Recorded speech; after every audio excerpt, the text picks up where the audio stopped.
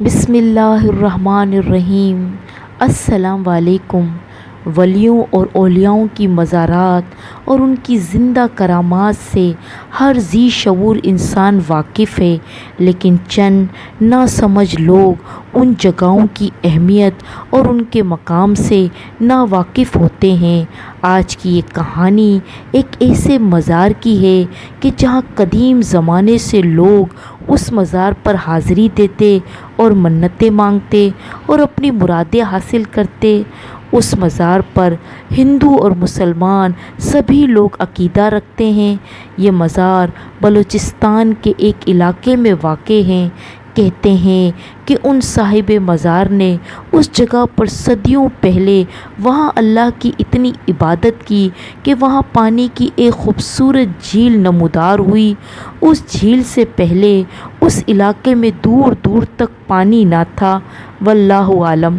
یہ قصہ 30 سال پرانا ہے۔ ایک نوجوان جو کہ اپنے چند دوستوں کے ہمراہ بلوچستان کی اندرونی علاقوں کی سیر و تفریح کے لیے گیا۔ اس کا اصل مقصد اس مزار کی زیارت کرنا تھا۔ جب وہ تمام دوست اس مزار پر پہنچے تو وہ نوجوان اس خوبصورت جھیل کو مزار کے پاس دیکھ کر محظوظ ہو رہا تھا۔ اس کے بعد وہ مزار کے اندر جوتوں سمیت داخل ہو گیا اور صاحب مزار سے مخاطب ہو کر جھیل کی تعریف میں کچھ مزاحیہ انداز میں صاحب مزار کے لیے کچھ الفاظ ادا کیے۔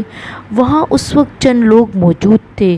انہوں نے سمجھایا، اس طرح صاحب مزار سے مخاطب نہیں ہوتے، ادب سے فاتحہ پڑھو اور اپنی مراد مانگو اور صاحب مزار سے ان الفاظ کے لیے معافی مانگو۔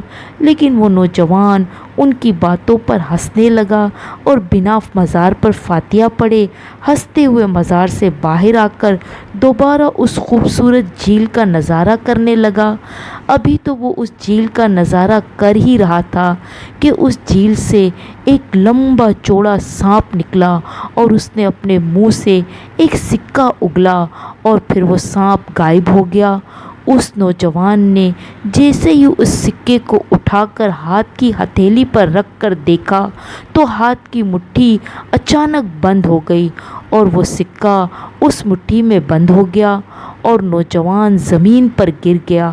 دوستوں نے اور آس پاس کے لوگوں نے اسے اٹھایا تو اس کا جسم حرکت نہ کر سکتا تھا۔ اس کی آنکھیں کھلی تھیں۔ وہ آنکھوں کو گھما گھما کر سب کی طرف دیکھ رہا تھا، لیکن اس کا جسم بے سود ہو چکا تھا۔ وہ زندہ تو تھا لیکن وہ زندہ لاش بن چکا تھا۔ گھر والوں نے بہت علاج کروایا لیکن کوئی فائدہ نہ ہوا۔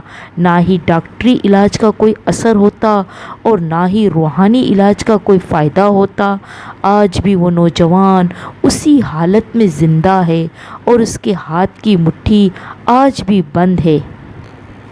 اگر آپ ہمارے چینل پر نئے ہیں تو پلیز لائک اور سبسکرائب لازمی کیجیے گا تاکہ دلچسپ کہانیاں آپ کو بر وقت ملتی رہیں۔ ملتے ہیں ایک نئی کہانی کے ساتھ۔ اللہ حافظ۔